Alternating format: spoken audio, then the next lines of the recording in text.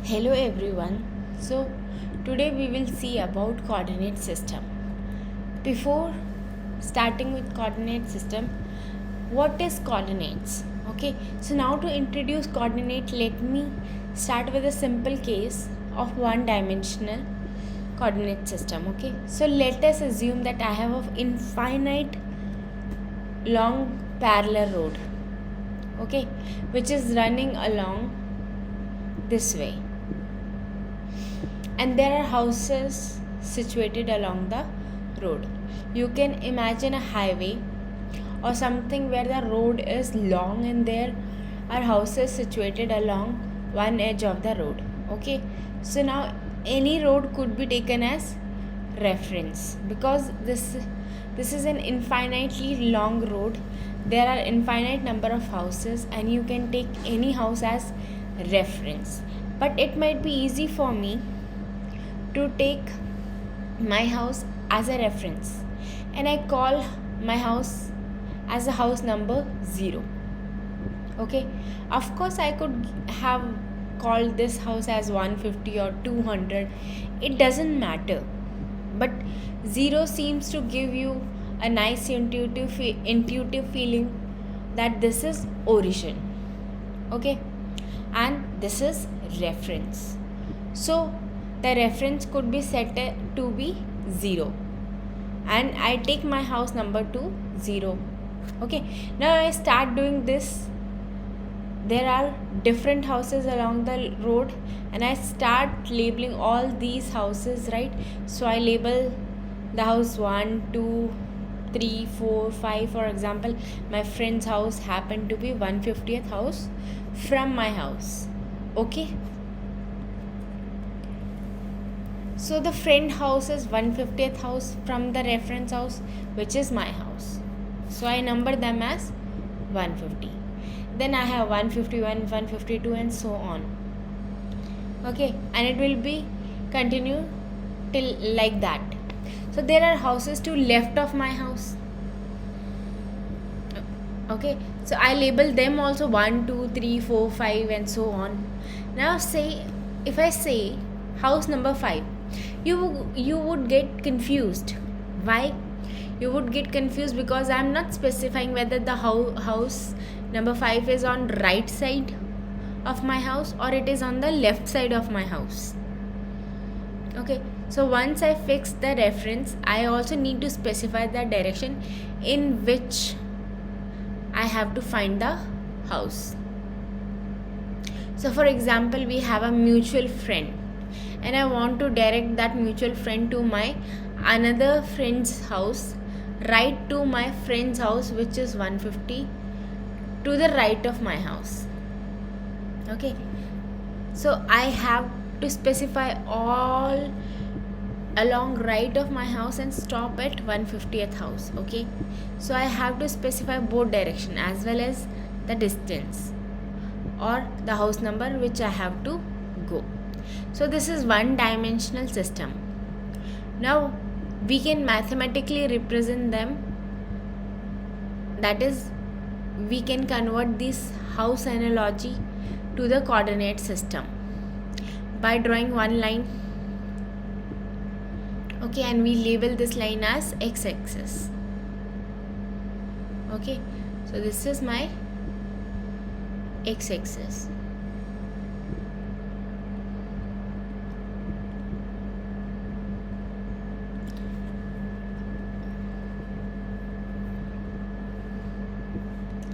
And we call this point, say, my house as reference with the number 0. I associate my house with 0 and then I start numbering all other houses to distinguish between the house to the right and house to the left. So I can say that house to the right are positive and house to the left are negative number. So the house number 1, which was on left of my house, now become -1. Now I don't have to specify you to go right or to go left. Okay, I will just give the number. I just have to specify -50 or 50 plus 50. Okay, maybe there is a house between 150 and 151. This house could be 150.5. So I could say, hey, go to the location of positive 150.5. So maybe there is a landmark at 203.5 or 203.8, right? So I would then say go to the landmark 0.3.8 or go to the landmark at minus 153.6, right? So I can specify that, and x is the axis that I would be calling. So what is this house analogy has told you is that I can associate on this road any point, right? I can specify that point by giving it a number. So I have converted, or I have found the method in which I can locate a point in a space by a number. Okay, I specify that point in space by a number. For example, the position of nth house can be specified by giving a number n. Now let us say I have a friend, okay, who do not agree to consider my house as a reference. I mean, everyone would like to consider their house as a reference. So I have a friend who want to consider his house, which happened to be house number 1 as a reference. So now this is reference.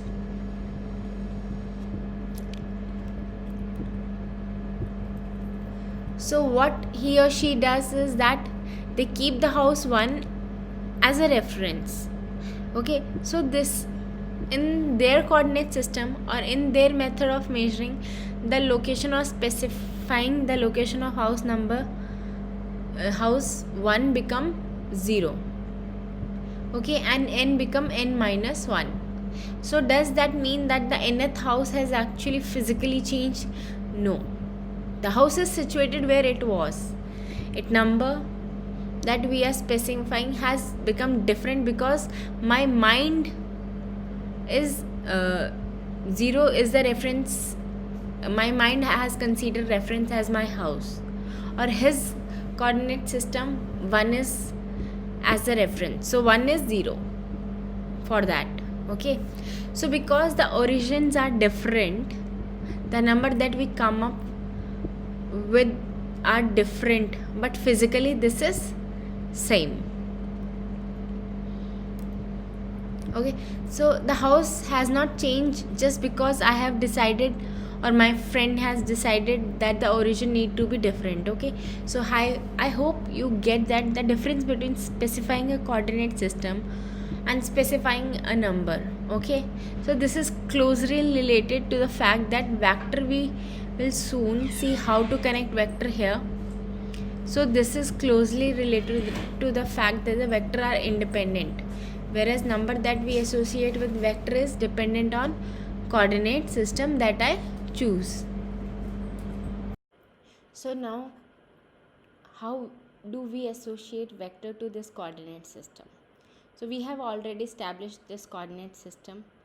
Okay, and let us say the coordinate system that I have established should allow me to measure the distance.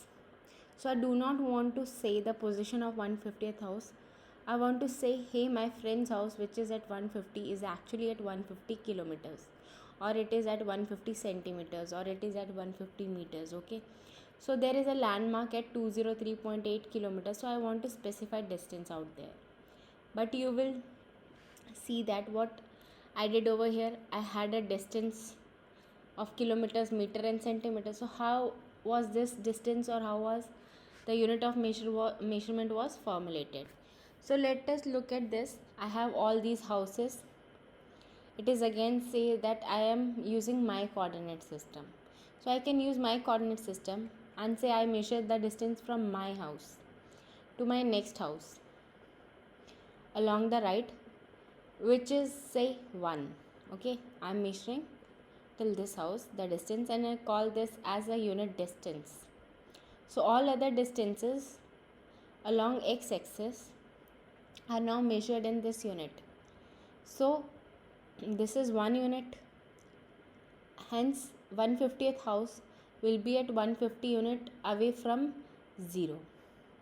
Again, there is no specific reason why we have to specify this as 1 unit. So I would specify the distance between midway from my house to my friend's house, or sorry, to my neighbor house, as 1 unit. I'm considering this as 1 unit. Then 1/50th house, which is my friend's house, will be at distance of 150 into 2, that is 20 units, if this 1 unit is half of this distance. So it is clearly my control as to what I should call as 1 unit, and we pick whatever the unit that would be corresponds to us. So we just stick to that unit, and then this unit, kilometer, meter, centimeters, all the choice that we make. Okay, so I take 1 kilometer as 1 unit, then all other distances can be measured and will be measured at as some multiple of kilometers. That multiple need not to be integral value. It can be 203.8 kilometer. Okay, so I hope that distinction is very understood to you. Now this is coordinate system. Okay, along this right, here is x-axis. I have also obtained the unit on which I am going to measure now. Okay, now how do I define a vector? Consider an nth house, okay, and I can specify nth house by giving its distance from the origin. Origin being my house, which I am taking as origin or reference. I can give the position of nth house as n unit away from 0. So I can equivalently draw a vector whose length is n and whose origin is at 0 and which terminates at n. Now you can imagine that I am first removing the coordinate system. I just have a vector. Imagine I just have only a vector lying in horizontal direction, and it is having length n. I mean the length this line is having is n. Now if I want to attach a coordinate system, I can simply imagine a coordinate system over here, okay, in which the origin coincide with the tail of blue vector, which is what? Vector n. This blue vector is vector n. Okay, so this vector n can be represented as n into x hat. What is this funny looking x hat over here? X hat tell me a unit vector along the direction of x. So what is unit vector? It is vector which is having unit magnitude and it is pointing in the direction of coordinate system. So here I have one dimension system along x-axis. So this is pointing along x direction and it has a magnitude of 1. So this unit vector have indicated by this orange color vector. So orange color line arrow is a unit vector. If I take a unit vector and multiply it with n, I am taking this unit vector and I am multiplying with this n value, it will not be pointing along x direction, okay.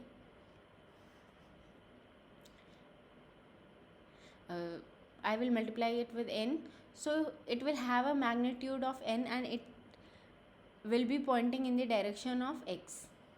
So now I have shown you two things.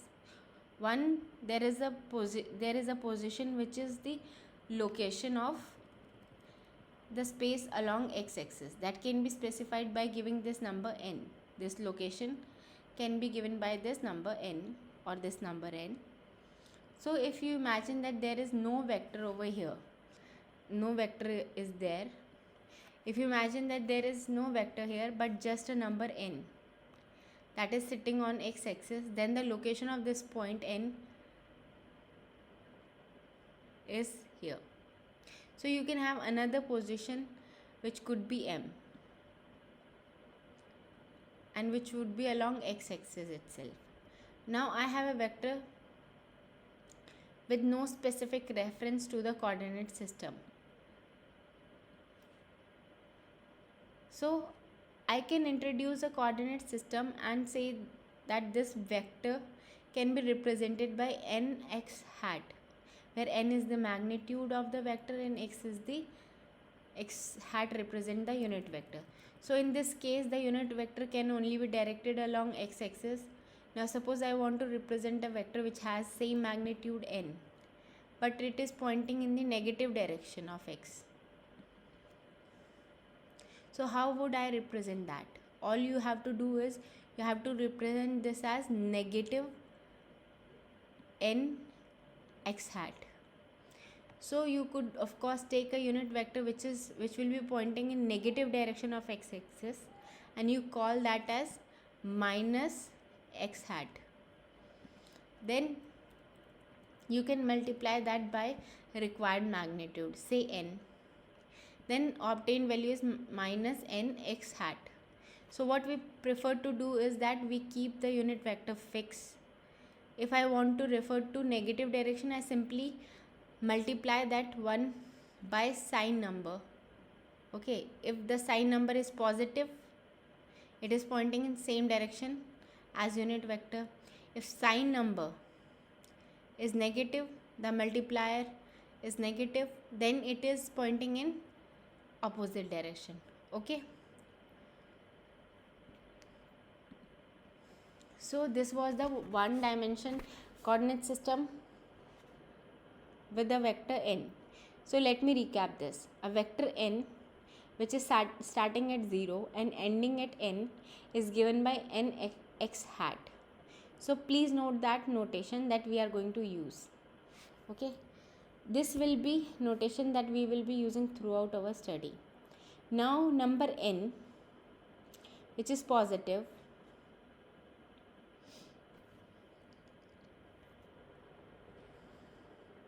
or negative, if we associate and sign along this with this one, means if we associate a sign with this, then means if the sign value is positive, then it is in same direction, this x-axis. If n is positive, if this is my unit vector and n is positive, this n x bar is in same direction as of my unit vector. But if the sign of this magnitude n is negative, so it is pointing in negative direction. Negative n means the sign number is negative, it is pointing in opposite direction of my unit vector x bar. So if you want to represent a vector which is acting along minus x direction or which is along negative x direction, then you have to assign a sign number with negative value. Okay, and if you take a unit vector,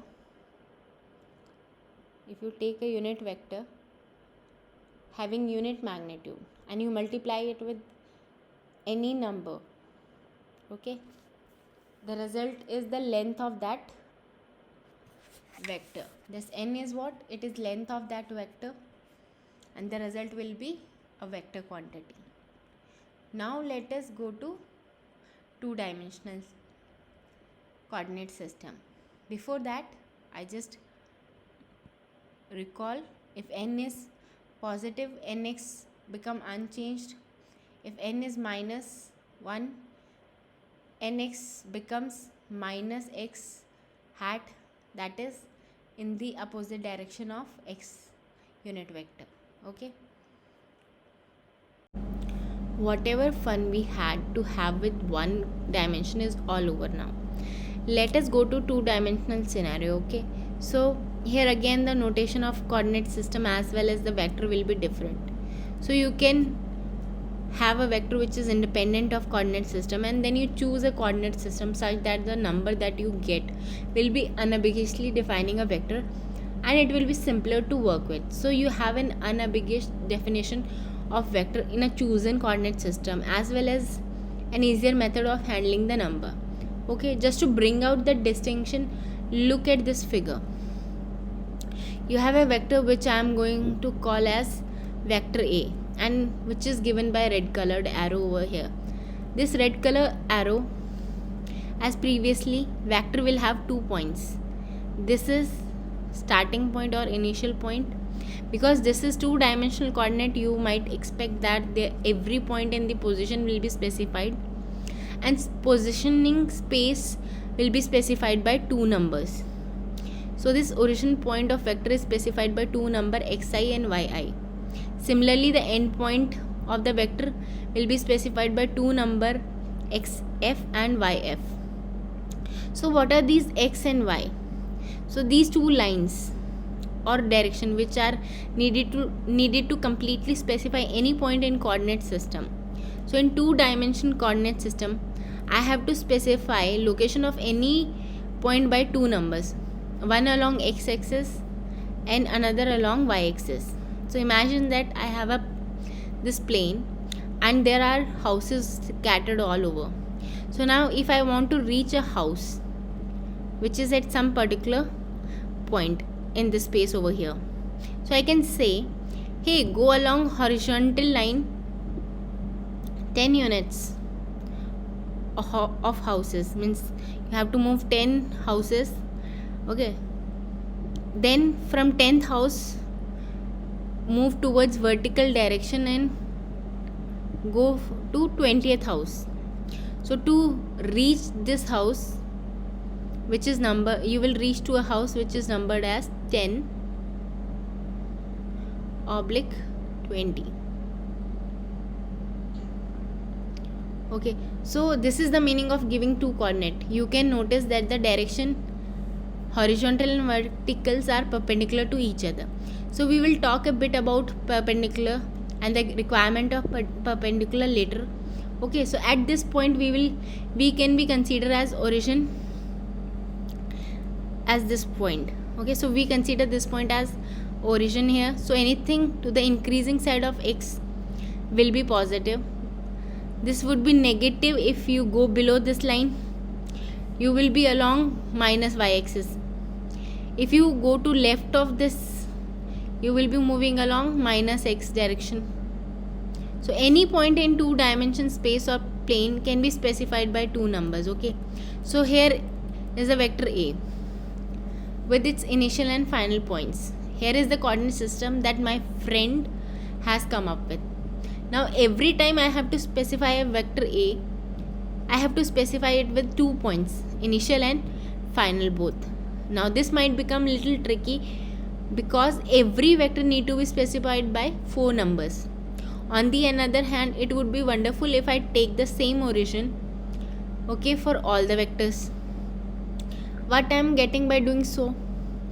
If I am providing a vector and a coordinate system, same origin, I am basically eliminating the need of specifying this xi and yi all the time. So I don't have to specify xi and yi all the time if I choose my coordinate system to be coinciding with the tail or origin of my vector.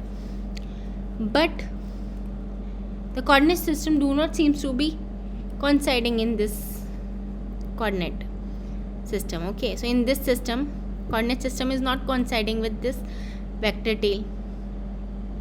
So what is the solution? I can't move the vector. Of course I can move the vector, but normally what we think is we do not move the vector, we move the coordinate system. So there are two equivalent way of doing the same thing. Either you move the vector parallelly until you reach the origin of coordinate system, or we can do that one, or we simply move the coordinate system until you reach the origin of the vector. And moving of coordinate system doesn't mean move parallelly. You can move, you can twist or even rotate coordinate system. So some of these things will become important later on.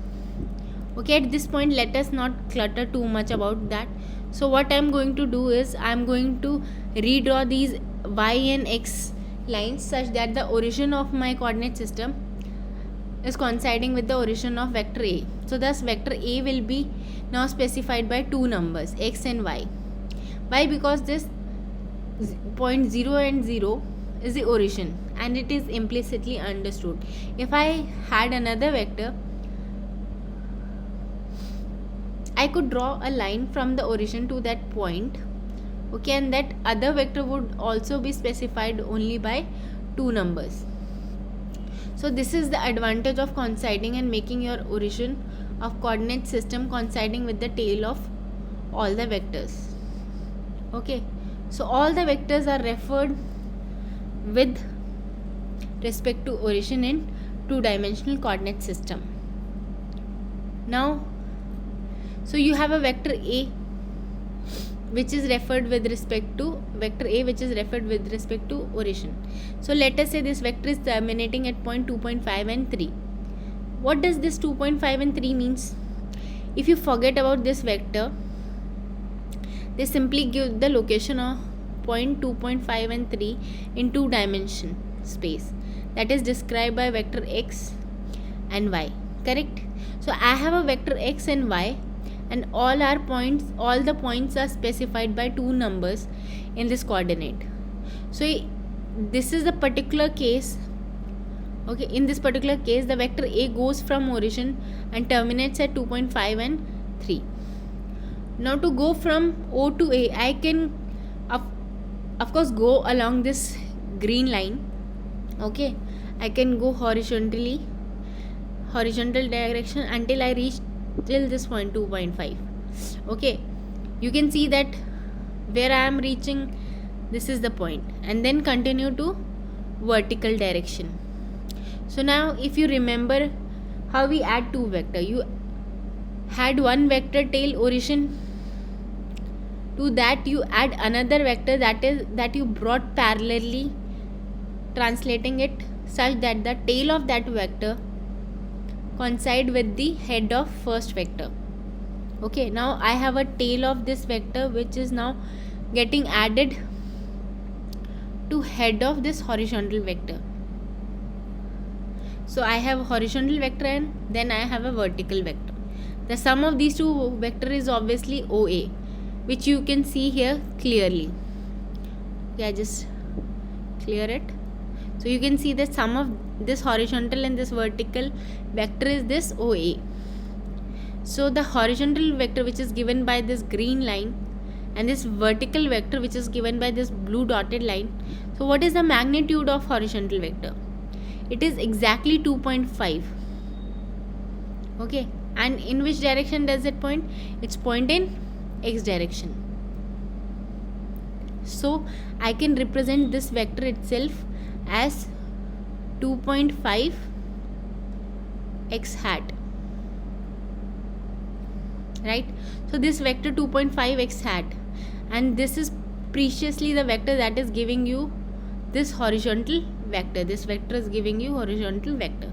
So this horizontal vector is characterized by x hat ax, where x hat is the direction of the vector which is along x-axis, then ax is the magnitude of that vector that is along horizontal vector, which is 2.5 in this case.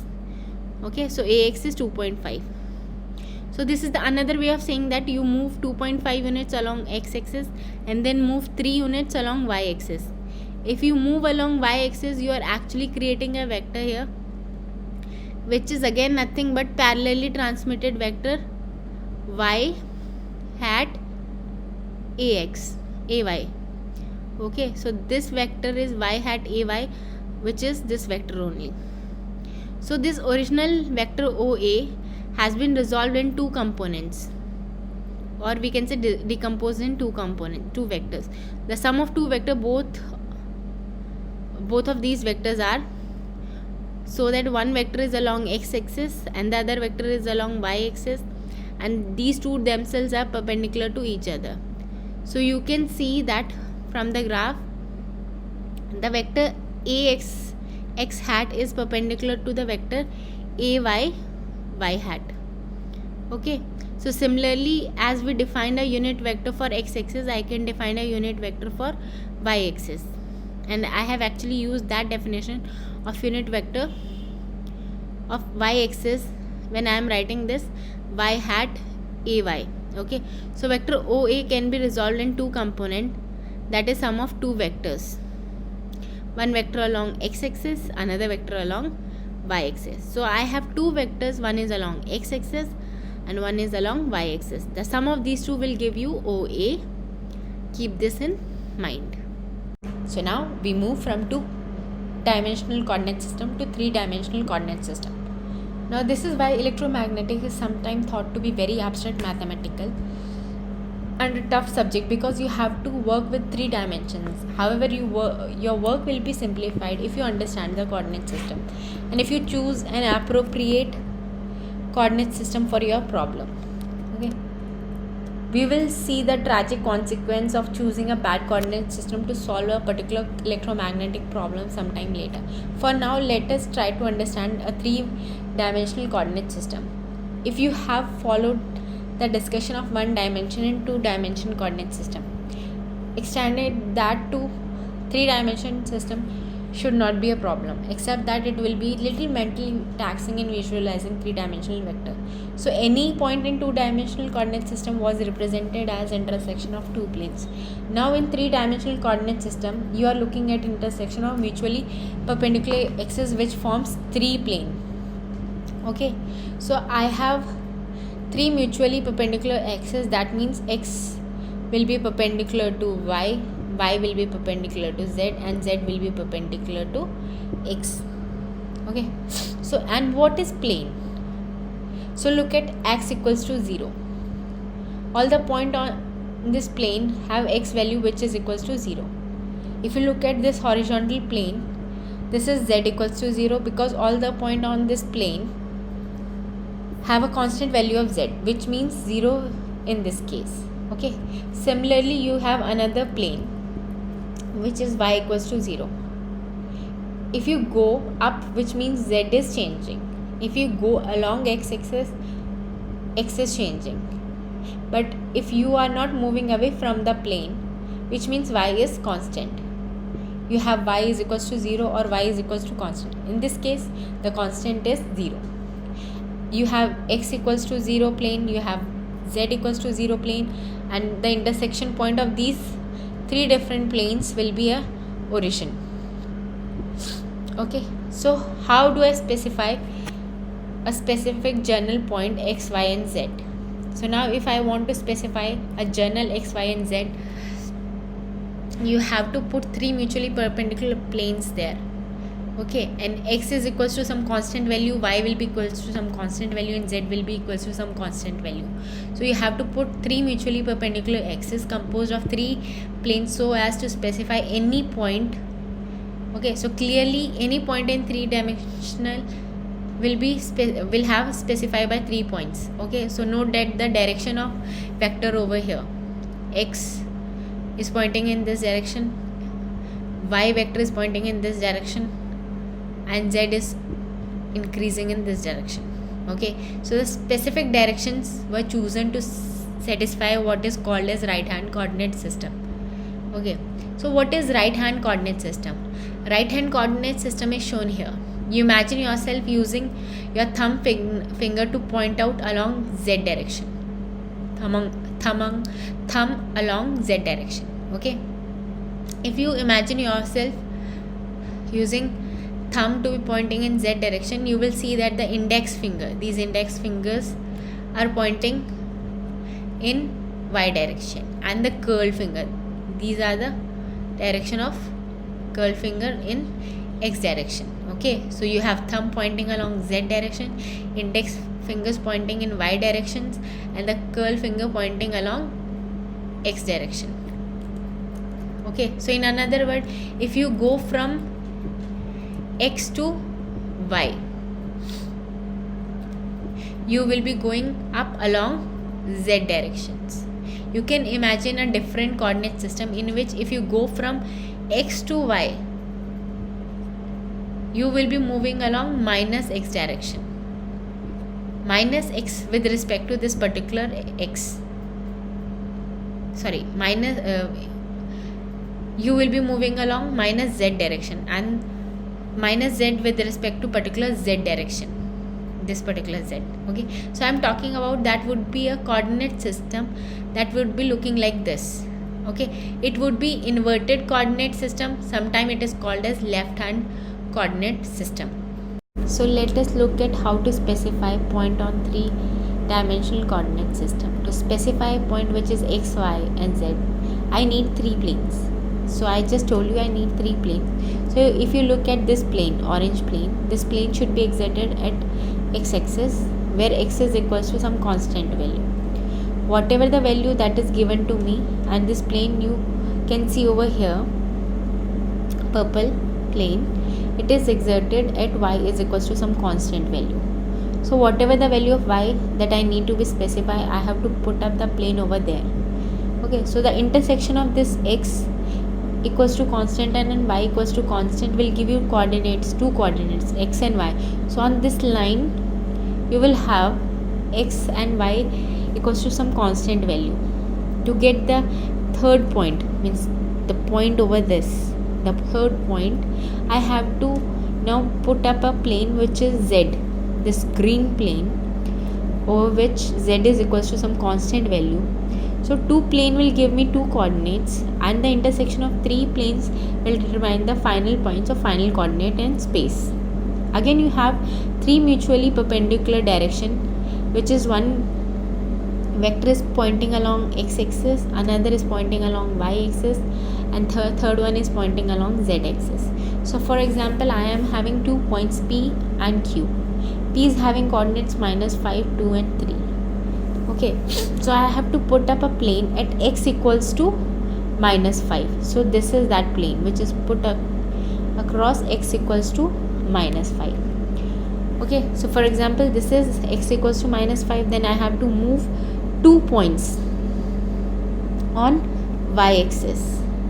So I can actually move along x line, then to y-axis to get me to this point.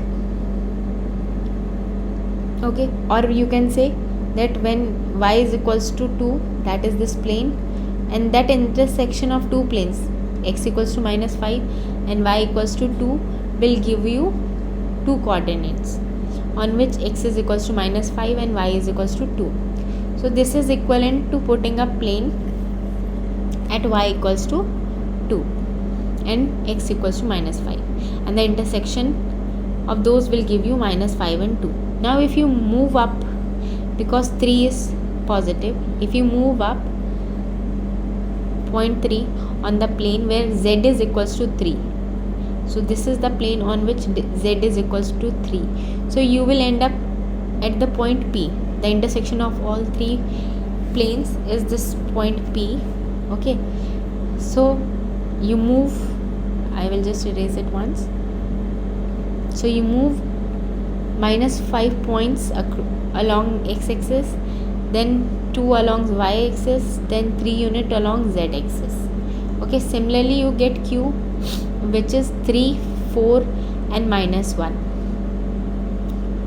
Okay, so first you move along x-axis 3 units, then you move along y-axis 4 units, then you move along x-axis, z-axis -1.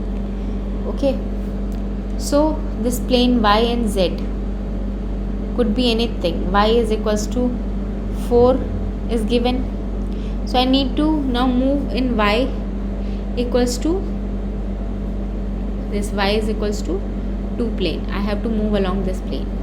Okay, so I need to set up y is equals to 4.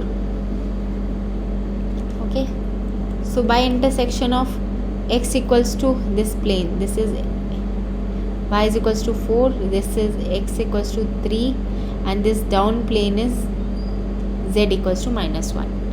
Okay, a different notation is just given to the vector. I mean, just give your point P and give the coordinates of the point. So P and in brackets the given coordinates will give you another way of notifying a vector.